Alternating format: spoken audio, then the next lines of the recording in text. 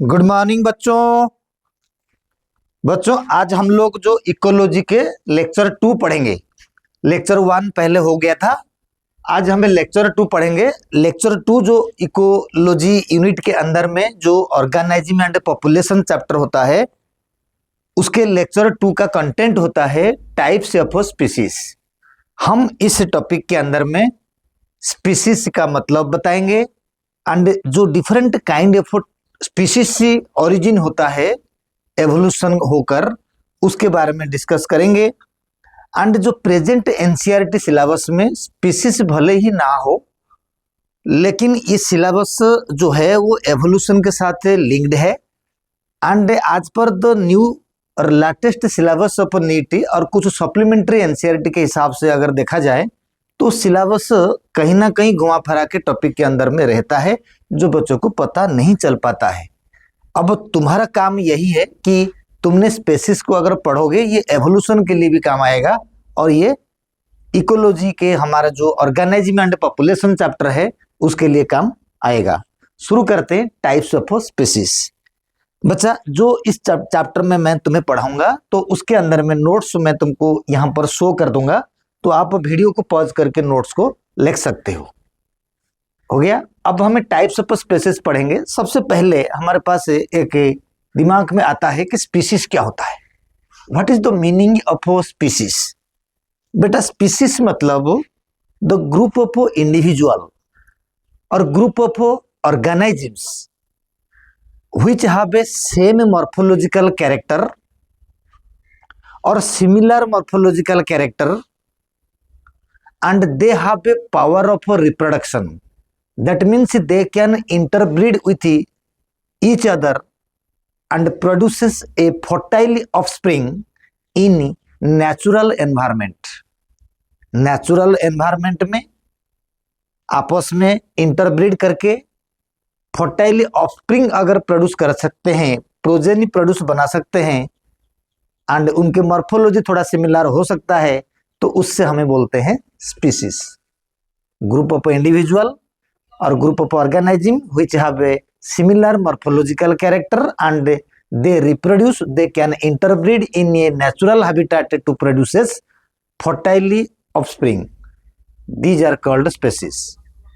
लेकिन इस स्पेसिस के अंदर में मैं नोट्स दिखा दूंगा, आप लिख भी सकते हो या पॉज करके जो मैंने बोला वही नोट है। तो नेचुरल हैबिटेट के अंदर में बहुत सारे चीजें होते हैं, जैसे कि हम बोलते हैं कि ह्यूमन बीइंग में मेल एंड फीमेल का जो एक्सटर्नल मॉर्फोलॉजी होता है वो सिमिलर नहीं है। दिस द एक्सेप्शन, यानी of course the same species have a similar morphological character, still the male and female belongs to same species have a sexual dimorphism. Sexual dimorphism का मतलब होता है कि एक स्पेसिस में मेल एंड फीमेल का morphology different होता है, इसी को कहते हैं सेक्सुअल डाइमॉर्फिज्म। आपने सुना होगा टर्म्स, कभी गौर भी नहीं किया होगा कि एग्जैक्ट मीनिंग क्या है। एक स्पेसिस में आप लायन को देखोगे, lions, male lions and female lions का बीच में जमीन आसमान का फर्क है। या ह्यूमन बीइंग को देखो, मेल एंड फीमेल का ह्यूमन बीइंग के जो बॉडी स्ट्रक्चर होता है वो कंप्लीटली डिफरेंट है। ये सब मतलब हार्मोन के हिसाब से बॉडी के कैरेक्टर्स डेवलपमेंट होता है। मेल में टेस्टोस्टेरोन, फीमेल में ऑक्सीटोसिन से एस्ट्रोजन वगैरह हार्मोन्स के वजह से वो फीमेल कैरेक्टर्स शो होता है।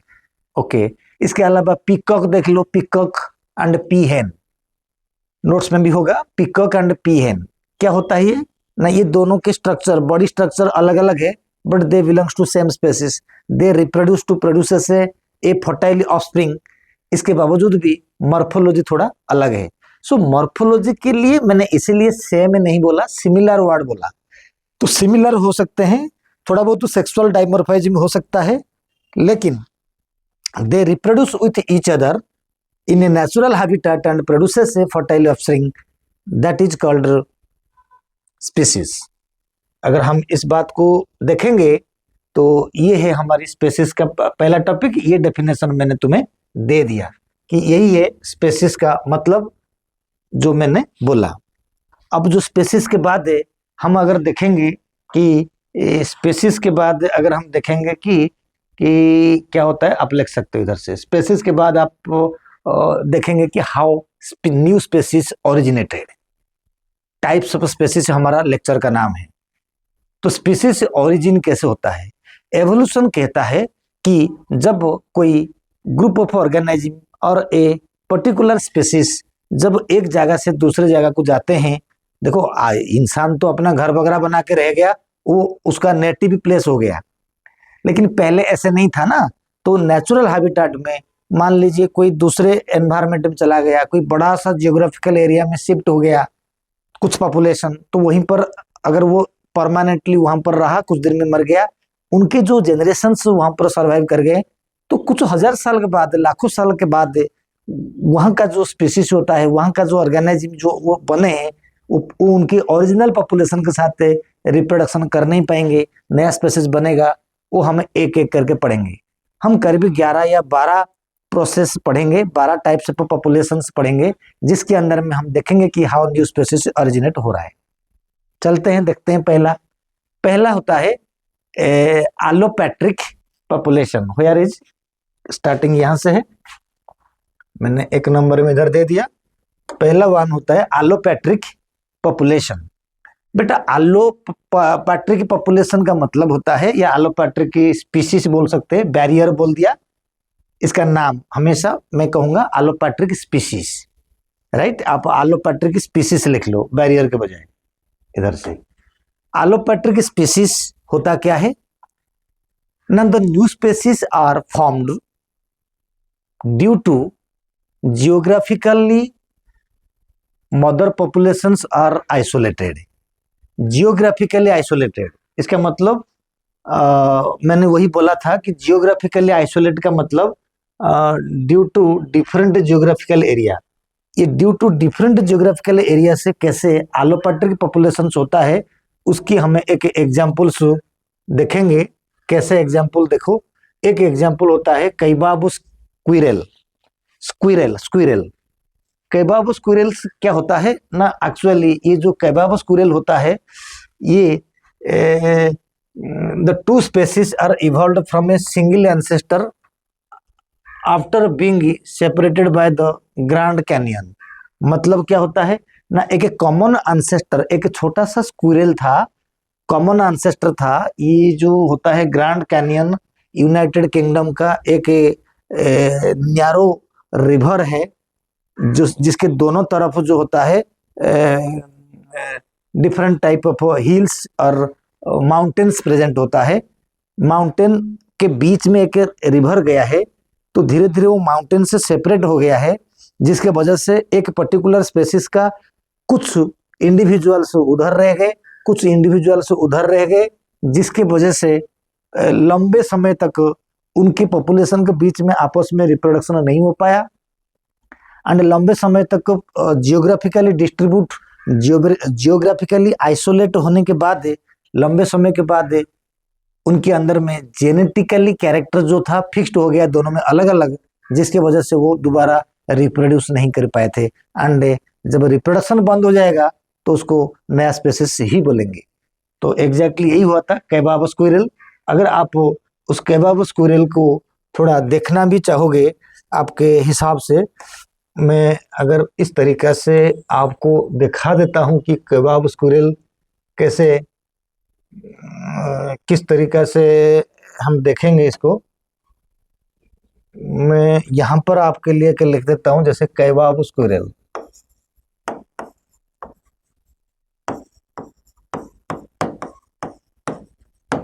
कैबाबस स्क्विरल को अगर मैं इसको आपको दिखाना चाहूंगा वो किस तरीका से डेवलपमेंट हुआ, वो यहाँ पर हमें देख सकते हैं इमेज के अंदर में। देखो देखो, ये जो स्क्विरल आ गया आपके पास है, मैं बड़ा भी कर सकता हूँ। कैबाबस स्क्विरल ये आपको दिखाई दे रहा होगा, यहाँ पर देखो बहुत सारे होते हैं, वीडियो भी मिल जाएगा इसके अंदर में। कहने का मतलब ये है कि ये एक कैबाबस स्क्विरल है जो ग्रैंड कैनियंस का जो पार्ट था वो सेपरेटेड होने के वजह से जब मदर पॉपुलेशंस रहा नहीं, एंड एक पॉपुलेशन दो भाग में बंट गए, एंड जो दो भाग में बंट गया वो अपने अपने एरिया में अपने अपने एनवायरनमेंट के हिसाब से कैरेक्टर डेवलपमेंट हुआ, जिसके वजह से इतना चेंज हो गया कि वो आपस में रिप्रोडक्शन करना बंद कर दिया। तब उनको हमें दो स्पेसीज के हिसाब से नाम कर दिया गया। कुछ स्क्विरल ऐसे थे। तो अब हमें और भी एक नाम था अबर्ट्स स्क्विरल। ये भी वही कहानी था जिसके अंदर में हमें देखते हैं कि ये एक ओरिजिनल पॉपुलेशन जब जियोग्राफिकली डिस्ट्रीब्यूट में चले जाते हैं, फाइनली वो कभी आपस में दोबारा नहीं मिलते हैं। बहुत सारे चेंजेस के बाद, लाखों सालों के बाद वो नया स्पेसिस में कन्वर्ट हो जाते हैं। एलोपैथिक मतलब ग्रेट जियोग्राफिकल एरिया में जब वो पॉपुलेशंस डिवाइड हो जाते हैं, दोनों डिवाइडेड पॉपुलेशंस फ्यूचर में न्यू स्पेसिस बन जाते हैं। 2 नंबर में आता है सिम्पैट्रिक स्पेसिएशन। आप इधर से देख सकते हो सिम्पैट्रिक स्पेसिएशन। क्या होता है sympatric speciation?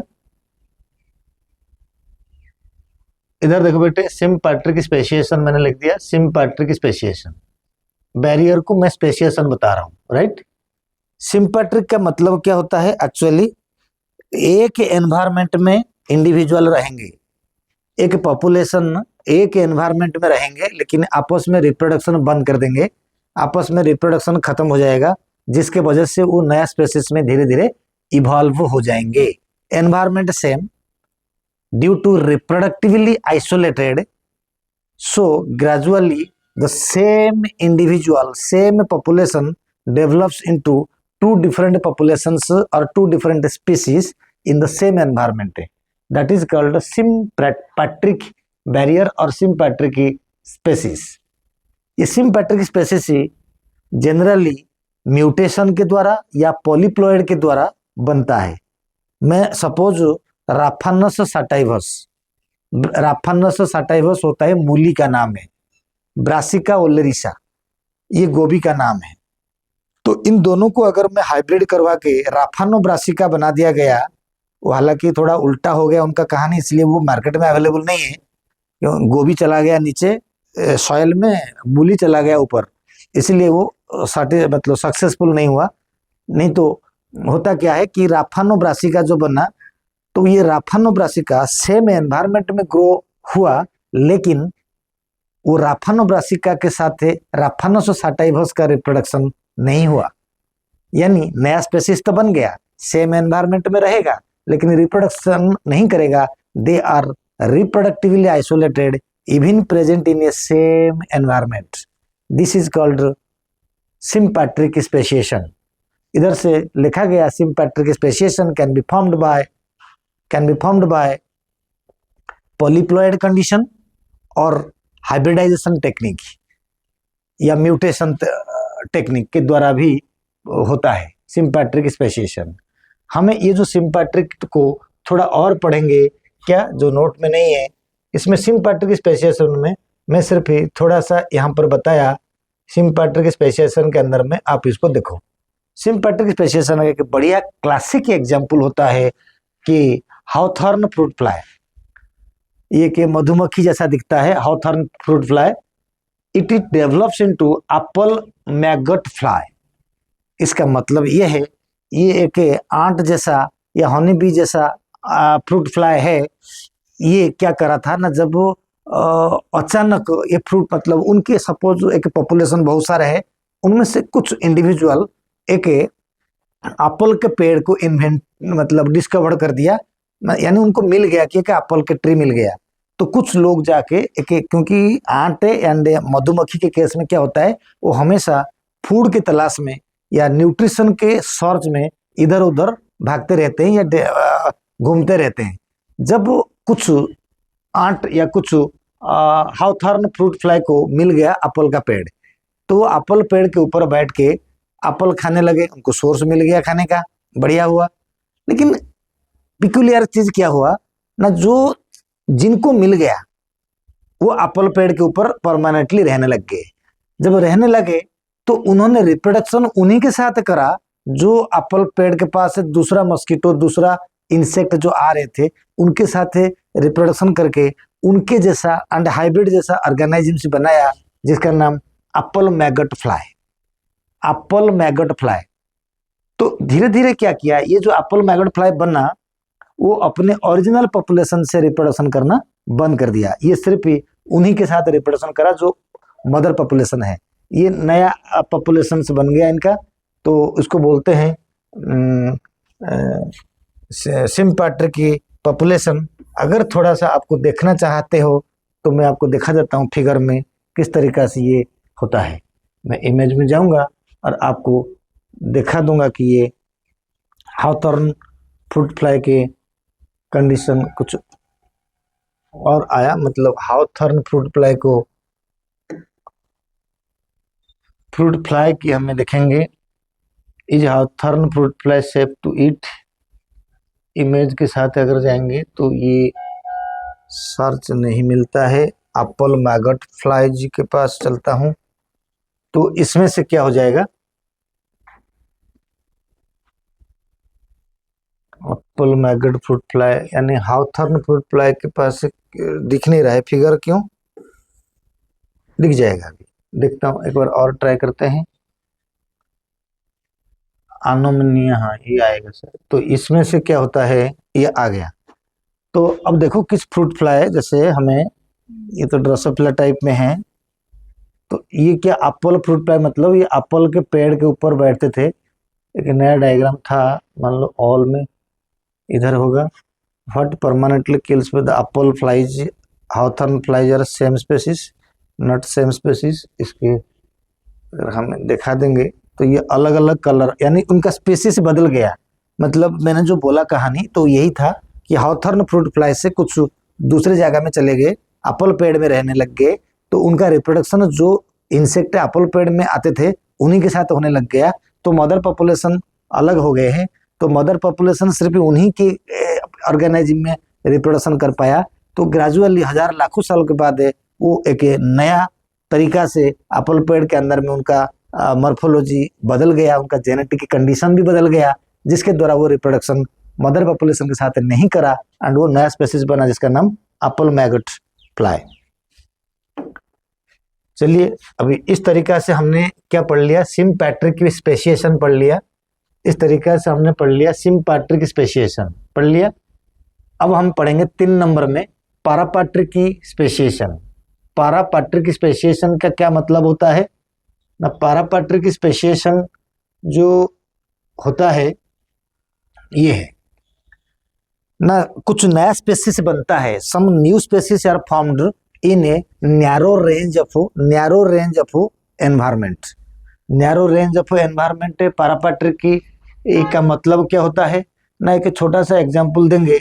Example of पैरापैट्रिक spaces में ऑस्ट्रेलियन ग्रास हॉपर मैंने दिया, आप एक्स्ट्रा नोट के लिए। ऑस्ट्रेलियन ग्रास हॉपर एक पैरापैट्रिक स्पेसिस, वो क्या होता है कि ऑस्ट्रेलियन ग्रास हॉपर एक ग्रासलैंड एंड फॉरेस्ट के बीच में रहता है।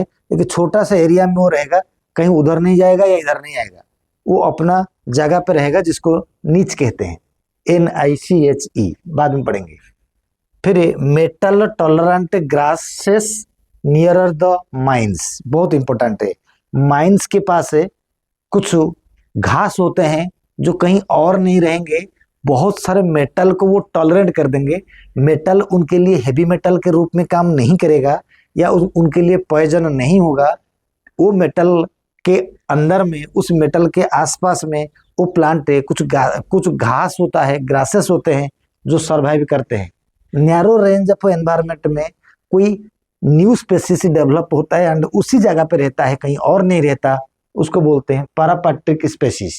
मतलब the species is formed in a very narrow range of environment, एक स्पेसिफिक एनवायरनमेंट है which is different from either of the surrounding environment, उसके दूसरे एनवायरनमेंट से थोड़ा अलग होगा। उसी एरिया में जो पर्टिकुलर स्पेसीज ग्रो कर पा रहा होगा उससे बोलेंगे हमारी पैरापैट्रिक की species.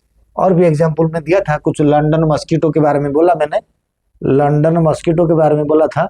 London mosquito is the also example, एक फिक्स एरिया में रहता है, उसको पैरापैट्रिक स्पेसीज कहते हैं। एग्जाम्पल आप नोट कर लेना जो मैंने बोला। अब आता है home range. Home range species क्या होता है ना बेटा, होम रेंज स्पेसीज मतलब सपोज मैंने यहाँ पर एक छोटा सा एग्जाम्पल दूंगा। This is Delhi. दिल्ली में बिहार से लोग आते हैं, यानी 1000 लोग बिहार से आए, 2000 लोग वेस्ट बंगाल से आए, और 2000 लोग उड़ीसा से आए, और मतलब 5000 लोग हरियाणा राजस्थान से आए। तो जो लोग दिल्ली में रहें तो वो अपना अपना रिप्रोडक्शन करके अपने अपने इंडिविजुअल्स पैदा किए हैं। खाली ह्यूमन बीइंग की बात नहीं है। सपोज ह्यूमन बीइंग आया तो ह्यूमन बीइंग एक स्पेसीज है, सारे मिलके उन्होंने अपना स्पेसीज बनाया। अगर बर्ड्स आएंगे तो बर्ड अपना स्पेसीज बनाएंगे, अगर डॉग्स भी आ जाएंगे तो डॉग अपने स्पेसीज बनाएंगे। तो होम रेंज स्पेसीज का मतलब होता है कि it is a small isolated area where several member of a species come to search food and mate to produce their own species। यानी होम रेंज मतलब दिल्ली में आ गया कुत्ते, बिल्ली, इंसान, घोड़े, गधे सब आ गए, लेकिन सब अपना अपना स्पेसीज बनाने लग गए। जो जनरेशन आया तो उनको होम रेंज स्पेसीज बोलते हैं। वो एक फिक्स एंड आइसोलेटेड एनवायरनमेंट में different species are developed due to migration of mother population to that area due to या in search of food। Food तलाश में आएंगे, रिप्रोडक्शन करके जो न्यू ऑर्गेनिजम्स बनाएंगे, अपना अपना स्पेसीज बनाएंगे, उन्हें बोलेंगे होम रेंज स्पेसीज। समझ आ गया? वो ये होता है हर जगह पे। अगर मैं एक क्लासिक एग्जांपल और दे दूं जिसका नाम हमें कहेंगे कि डार्विन फिंचेस, ऑस्ट्रेलियन मार्सुपियल्स, ये एक जगह पे रहकर भी एक जगह पे अलग अलग मतलब सब अपना अपना स्पेसीज बनाते हैं। मतलब एक पर्टिकुलर एरिया पे डिफरेंट स्पेसीज आते हैं एंड हर स्पेसीज अपना ओन स्पेसीज बनाता है। तो उस एरिया में बहुत सारे स्पेसीज हो जाएंगे, जितने स्पेसीज आएंगे उतने ही स्पेसीज होंगे। ऐसा नहीं कि नया बन गया। अगर वो लंबे समय तक रहेंगे, आपस में इंटरब्रीड होता रहेगा, तो हाइब्रिड क्वालिटी में नया स्पेसीज बनने का चांसेस रहेगा। अदरवाइज ओन स्पेसीज बनाते रहेंगे। ओके, हमारा 5 नंबर टॉपिक में आ जाएगा कीस्टोन स्पेसीज। बहुत इंपॉर्टेंट है कीस्टोन स्पेसीज बच्चे के लिए। तुमने सुना होगा कभी कभी टाइगर किसी बकरा या बकरी को अपने साथ रखता है लेकिन उसको खाता नहीं है।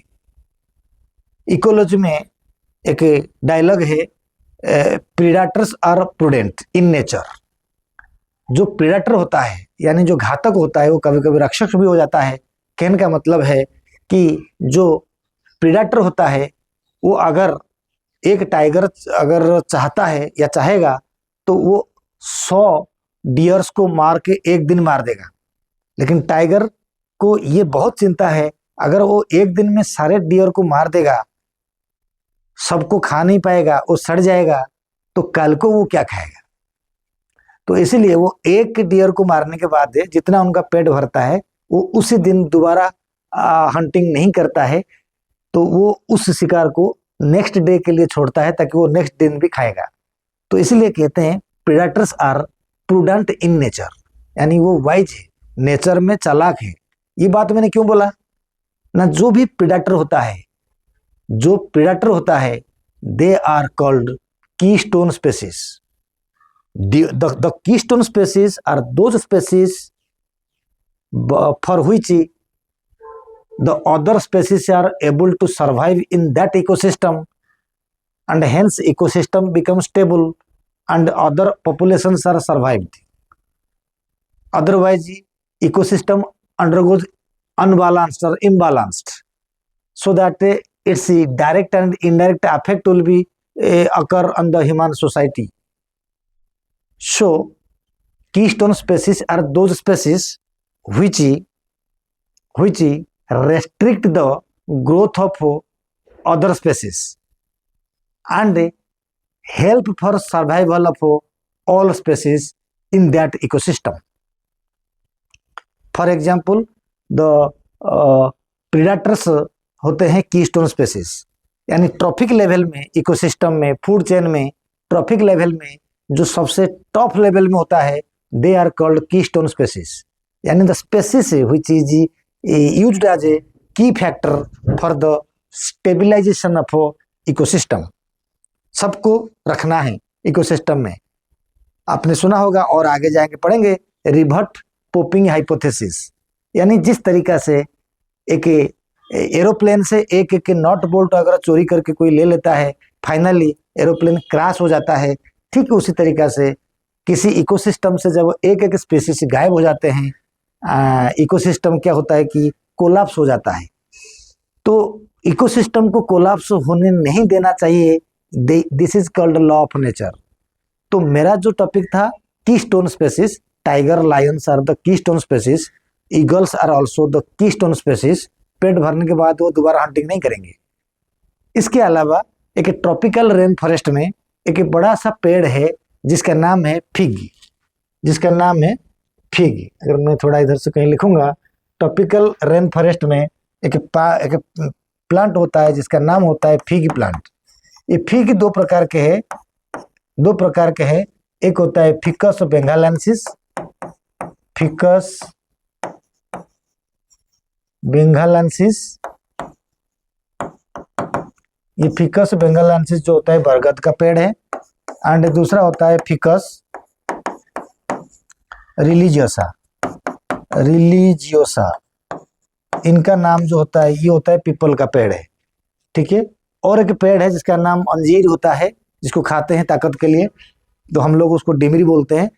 तो केन का मतलब है वो भी फिग प्लांट में आता है, उसको मैंने लोकल लैंग्वेज का नाम दे देता हूँ डिमरी। तो मेरा ये केन का मतलब यही है, फिग प्लांट है। ट्रॉपिकल रेन फॉरेस्ट में जिस टाइम पे सारे पेड़ का fruits and flowers and leaf गिर जाता है, उस टाइम पे फिग प्लांट के अंदर में फ्रूट्स एग्जिस्ट करता है, एंड उसी के ऊपर डिपेंड करके बाकी स्पीसीज बर्ड्स जो होते हैं वो सर्वाइव करते हैं। यानी fig plant in tropical rain forest is act as a keystone species, यानी जिस स्पेसीज के ऊपर बाकी सारे स्पेसीज डिपेंड करके सर्वाइव कर लेते हैं उन्हें बोलते हैं कीस्टोन स्पेसीज। ओके, उन्हें बोलते हैं कीस्टोन स्पेसीज। एग्जैक्टली हमारे कीस्टोन स्पेसीज मैंने बता दिया कहाँ पर गया ना, these are called keystone species. तो चला गया, मैंने सारे बता दिया। ट्रॉपिकल रेन फॉरेस्ट का mycorrhizal fungi helps to pulses in oligotrophic soil, बिल्कुल बढ़िया है। अगर माइकोरेजल फंगाई नहीं होता तो राइस के बाद जो पल्सेस हमें ग्रो करते हैं, तो जमीन में तो है नहीं इतना न्यूट्रिएंट, तो पल्सेस मर जाता। लेकिन पल्सेस को न्यूट्रिशन देता कौन है? ओलिगोट्रोपिक सॉइल, मतलब जिसमें न्यूट्रिशन कम है। न्यूट्रिशन कम में पल्सेस से बच नहीं पाएगा, उसको बचाता है कौन? माइकोरेजल फंजाई। वो डीप सॉइल से न्यूट्रिशन ला के प्रोवाइड करता है पल्सेस प्लांट को, इसलिए वो बच जाता है। तो यहाँ पर माइकोरेजल फंजाई जो है वो एक keystone species in croplands ecosystem. हो गया। 6 नंबर टॉपिक में हम पढ़ेंगे बायोटाइप। बेटा biotype is also a species which have 2 varieties और मेनी वेराइटीज में भी। For example what? Biotype in same species but have a different strain is called biotype. Different strain आपने किस चैप्टर का, मॉलिक्यूलर बेसिस ऑफ इनहेरिटेंस में कौन सा किसकी एक्सपेरिमेंट था? Griffith experiment. ग्रिफिथ एक्सपेरिमेंट कहते हैं, ग्रिफिथ एक्सपेरिमेंट, जिसमें पढ़ा था 2 प्रकार के स्ट्रेप्टोकोकस बैक्टीरिया उन्होंने लिया था। एक था आर स्ट्रेन, एक था ए स्ट्रेन। अब आपको याद है आर स्ट्रेन था non poison and A strain था पॉइजनस, यानी एक पॉइजनस था एक नॉन पॉइजनस था। जो R strain and A strain के हिसाब से नामकरण था, तो वो एक ही स्पेसीज था, वेराइटी अलग है, उसका वेराइटी का नाम स्ट्रेन। ह्यूमन बीइंग में भी देखा होगा तुमने, ह्यूमन बीइंग देखा नहीं होगा कि एशियन पीपल अलग दिखते हैं, या एशियन छोड़ो इंडियंस देखो, इंडियन जैसे दिखते हैं, ऑस्ट्रेलियन ऐसे नहीं दिखते हैं, अफ्रीकन ऐसे नहीं दिखते हैं। अगर हमें ब्रॉडली 5 रेसेस को बात करें, मतलब Mongolian, Australian, African and Indian मान लो, तो ये सारे जो रेसेस होते हैं ये रेसेस अलग अलग है। इनमें एवोल्यूशन होके अलग स्पेसीज बनने वाला था। अगर ये क्या बोलते हैं एरोप्लेन का फैसिलिटी नहीं होता, इंटरनेशनल ट्रैवलिंग वगैरह बंद हो जाता, तो पक्का नया स्पेसीज बनता, ज्यादा दूर में नहीं बनता। कब? मिनिमम से मिनिमम 1000 साल के अंदर में नया स्पेसीज बन जाता। 1000 नहीं होगा तो 5000 में बन जाए, क्योंकि स्पेसीज बनने के लिए लाखों साल लगता है। तो 5-10 हजार साल के अंदर अंदर में 5-10 हजार साल के अंदर अंदर में नया स्पेसीज बनता, तब जब एरोप्लेन फैसिलिटी बंद हो जाएगा, इंटरनेशनल ट्रैवलिंग बंद हो जाएगा, क्योंकि फिर भी एवोल्यूशन होके अभी डिफरेंट रेसेस में बैठे हुए हैं।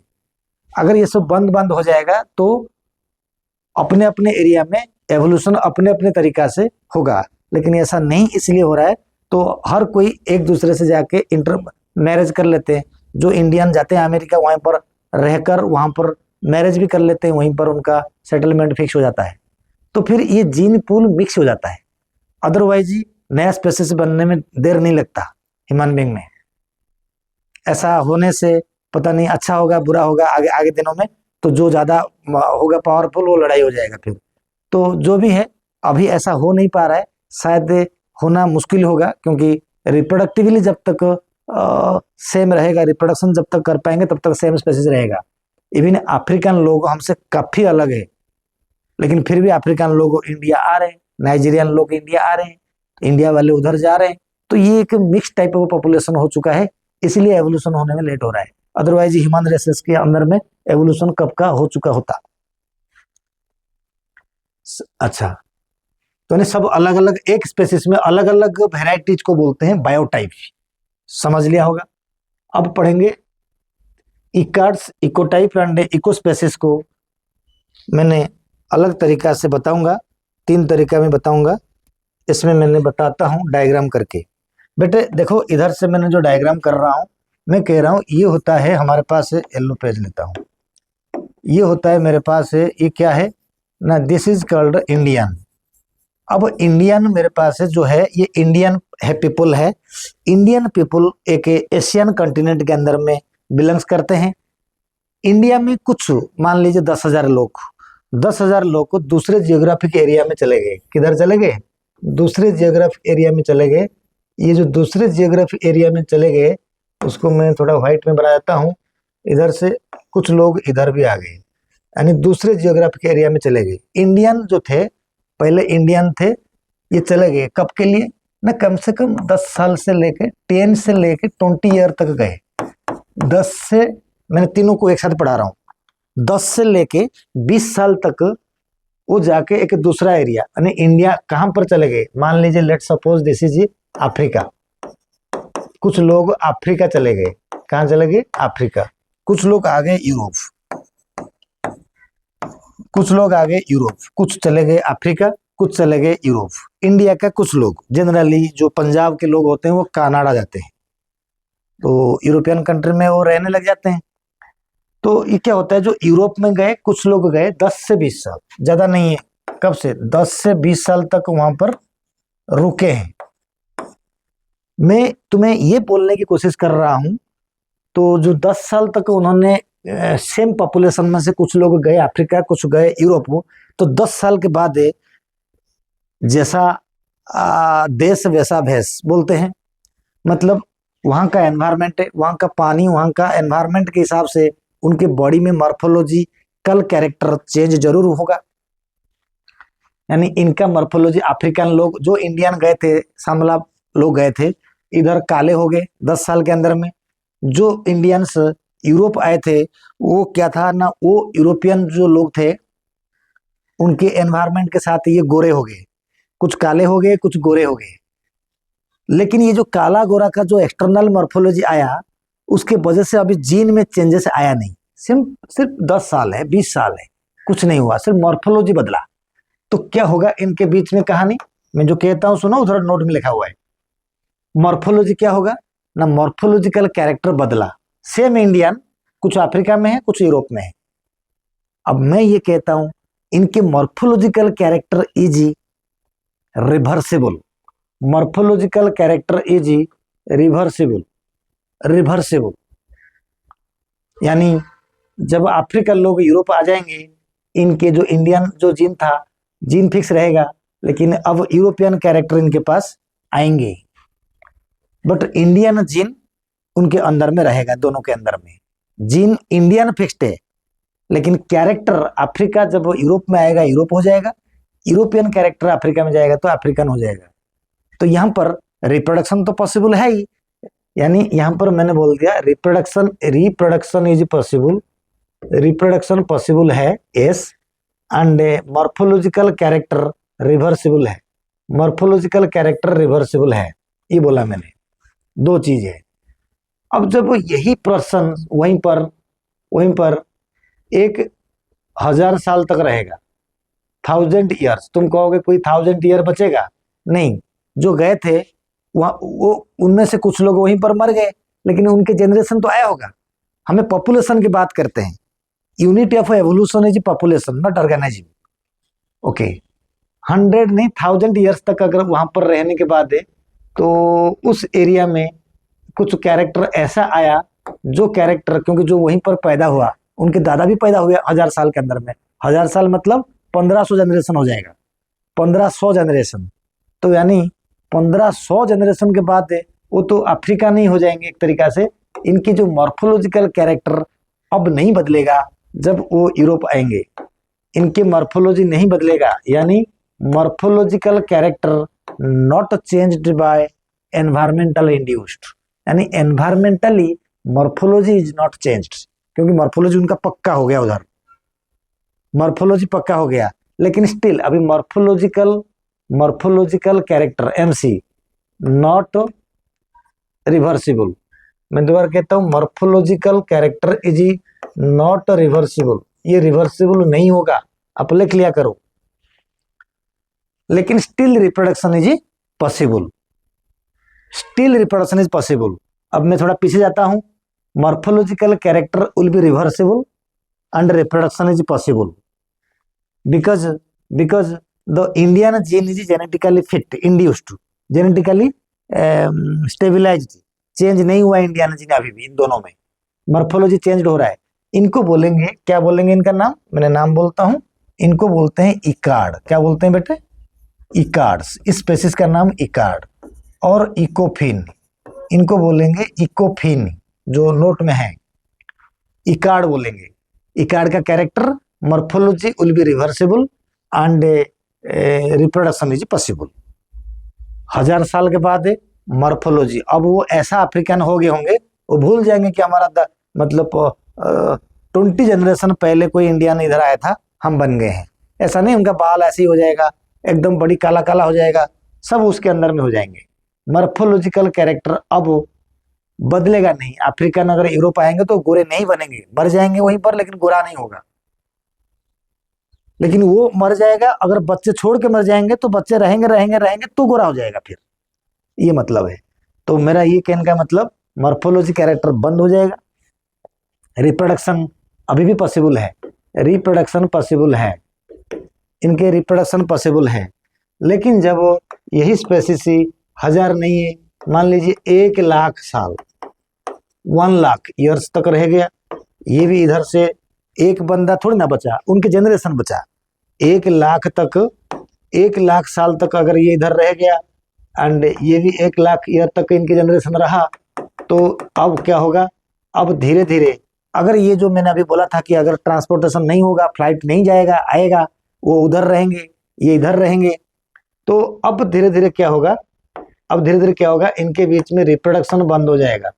क्या हो जाएगा? रिप्रोडक्शन, रिप्रोडक्शन बंद हो जाएगा बेटा, रिप्रोडक्शन नहीं होगा एंड मॉर्फोलॉजिकल कैरेक्टर भी रिवर्सिबल नहीं होगा, यानी ना ही ये इधर जाएगा वो इधर आएगा, ये आने जाने में ना मॉर्फोलॉजिकल कैरेक्टर चेंज होगा ना आपस में रिप्रोडक्शन होगा। तो इन्हें क्या कहेंगे? अच्छा, मैंने अभी तक यहीं तक बोला था, मैं जा रहा हूं उधर से। इकोफिन, इकोफिन इकार्ड होता है morphology and reproduct, morphology will be reversible, reproduction is possible. लेकिन ये एक बड़ी बात है, मॉर्फोलॉजी कैनॉट बी रिवर्सिबल। बहुत इंपॉर्टेंट बात कह रहा हूं, सुनो, morphology cannot be reversible but reproduction is possible, but the individuals are evolve like ये लोकल पॉपुलेशन। ऐसा लगता है कि वो अफ्रीकन है, रियल में 15 जनरेशन पहले वो इंडियन थे, ऐसे इधर इधर ऐसा लगेगा कि वो यूरोपियन है, रियली 15 जनरेशन पहले वो इंडियन थे, अब अमेरिका में सेटल्ड है, इसका मतलब ऐसा है। तो इनको बोलते हैं इकोस्पेसीज। क्या बोलते हैं? इको इको इकर्ड्स इकर्ड्स एंड क्या बोलते थे नाम को, इसको इधर मैं एक बार चेक कर देता हूं, इको टाइप, इकर्ड के बाद इको टाइप्स, ठीक है। अब इनको बोलते हैं इको टाइप्स इन स्पेसीज। अभी ये eco type is not species, just evolve हो रहा है इको टाइप से। अभी जब 1 लाख साल तक के बाद जब रिप्रोडक्शन बंद हो गया, मॉर्फोलॉजी कैरेक्टर अब रिवर्सिबल नहीं रहा, अब वो स्पीसीज तो है लेकिन इसको बोलेंगे eco species. What is eco species? Eco species means they just ready for formation of a new species. That means founder effect is applicable here. Founder effect is applicable here. Founder effect is applicable. Applied. Founder effect applied होगा and they, मैं कहता हूँ लिख लो, they just develops into new species, यानी new species के just border line में है, यानी बन गए, रिप्रोडक्शन बंद हो गया और क्या बच गया, तो new species. They are just ready for formation of new species, लिख देना। तो अब इनको बोलते हैं इको स्पेसीज, ये होता है इको टाइप्स। मैंने बताया इकार्ड्स, ठीक है, यही कहानी था। आगे जब जाएंगे, आगे हमें देखेंगे, मैंने क्या बताया ना, 7 बता दिया, 8 बता दिया, 7 बता दिया, 8 बता दिया, 9 बता दिया। अब बताएंगे 10 नंबर। 10 नंबर में इकोटोन, बहुत इंपॉर्टेंट कॉन्सेप्ट है। इकोटोन क्या होता है बेटा ना? Ecotone is the two environment के जो बीचों बीच एरिया होता है उसको बोलते हैं ecotone. Transitional zone between the two communities, दो कम्युनिटी के ट्रांजिशनल जोन, मैं कहूंगा grassland and forest, grassland and forest. अभी बताता हूं बढ़िया example. It may be small और इट मे बी लार्ज, छोड़िए स्मॉल लार्ज को। Transitional zone between two communities, दो कम्युनिटी के ट्रांजिशनल जोन को बोलते हैं इकोटोन। वहां पर जो स्पीसीज होंगे तो वो एज स्पीसीज कहलाएंगे, मैं अभी बताऊंगा। वहां पर जो स्पीसीज होंगे एज स्पीसीज 11 नंबर पे पढ़ेंगे। बेटा इधर से देखो, एग्जाम्पल दिया गया ईस्चुरीज।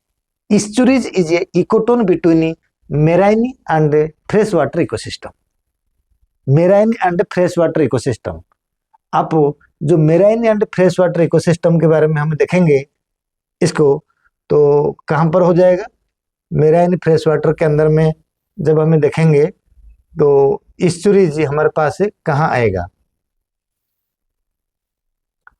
तो बेटा मैंने कहीं लिखा नहीं, अच्छा देखो ईस्चुरीज क्या होता है ना। ईस्चुरीज हमारा एक एग्जाम्पल के हिसाब से जब हम ईस्चुरीज देखेंगे तो ईस्चुरीज के अंदर में हमें 2 चीज पढ़ेंगे कि क्या क्या ईस्चुरीज होता है, उसको हमें मेंशन करेंगे।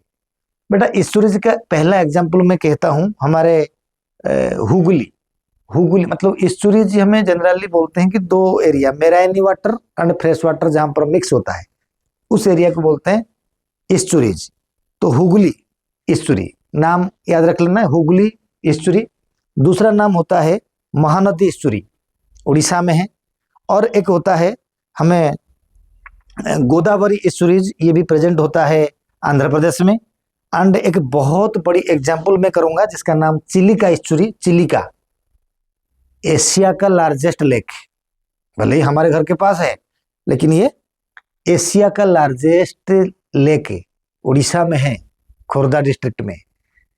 तो ये जो चिलिका लेक है, ये चिलिका लेक एक ईस्चुरी है। क्यों ईस्चुरी? ना fresh water and marine water का मिक्सचर होता है वहां पर। फ्रेश वाटर कौन सा? ना फ्रेश वाटर जो इसके अंदर में है, एक मतलब एरिया में होता है ना, एक कुआखाई रिवर से एक निकला हुआ रिवर जिसका नाम होता है दया रिवर। तो जो दया रिवर होता है, वो दया रिवर से जो पानी आके बे ऑफ बंगाल पानी से जब मिलता है तो वो एरिया होता है चिलिका लेक। मतलब river water and marine water, ये दोनों जब कंबाइन हो जाते हैं उनको बोलते हैं estuary. Chilika is a best example of estuary in the Odisha, Asia का लार्जेस्ट लेक। तो यही होता है ईस्चुरी का कहानी। Estuary is a ecotone between marine and fresh water ecosystem, ठीक है। और बड़ी अच्छी बात है मैनग्रोव फॉरेस्ट। मैनग्रोव ना उस एरिया में जो फॉरेस्ट आएगा उसको बोलते हैं मैनग्रोव फॉरेस्ट। बेटा mangrove forest represent N ecotone between the marine and terrestrial ecosystem. और बहुत बड़ा अच्छा एग्जाम्पल अगर मैनग्रोव का देंगे सुंदरबन। आपने सुना होगा सुंदरबन वेस्ट बंगाल पे है, सुंदरबन वेस्ट बंगाल पे है, ये मैनग्रोव फॉरेस्ट है। एंड भितरकनिका उड़ीसा में है, वो मैनग्रोव फॉरेस्ट उसके अंदर में होता है, क्रोकोडाइल के लिए फेमस माना जाता है।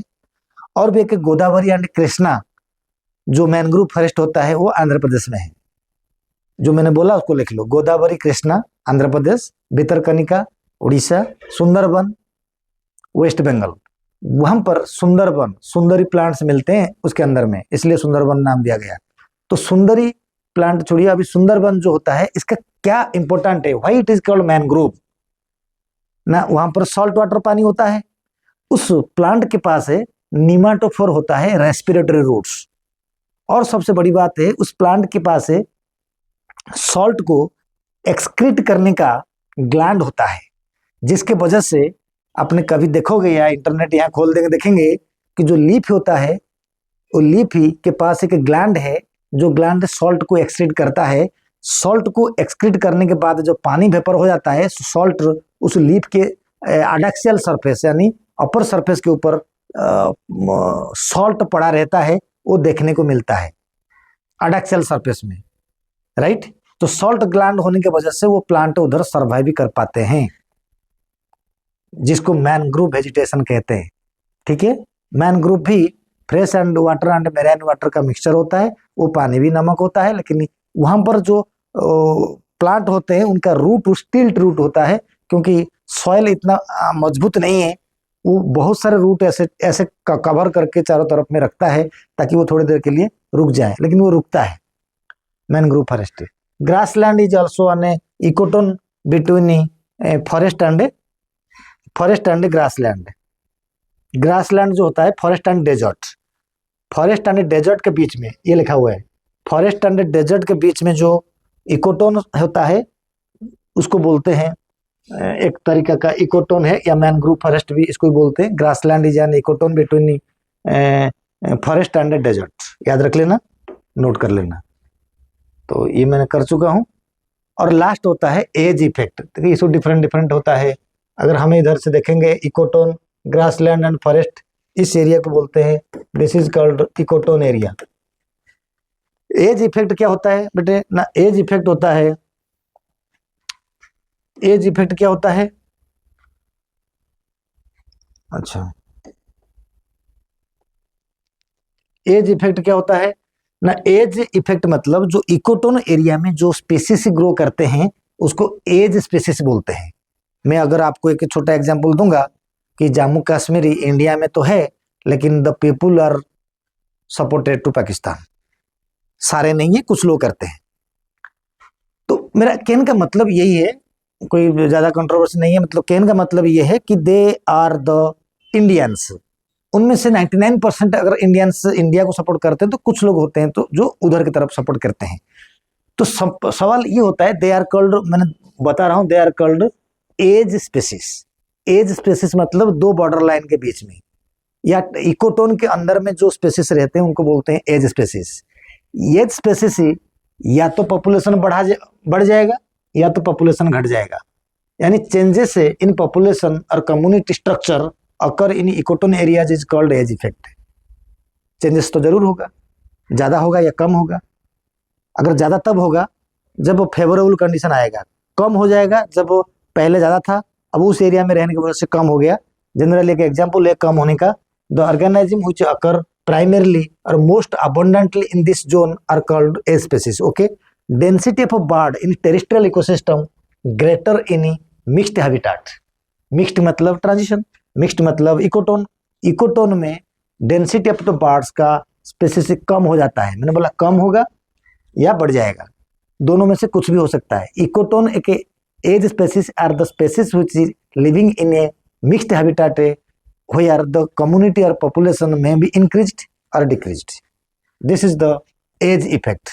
मैंने सारे नोट आपको दिखा दिया, आप नोट्स कर लोगे, ये आगे के लिए आपका काम आएगा और नीट के लिए फाउंडेशन होगा, यूपीएससी के लिए बेस्ट रहेगा। अगर बीएससी सिलेबस में होगा तो आप इसको यूज करोगे।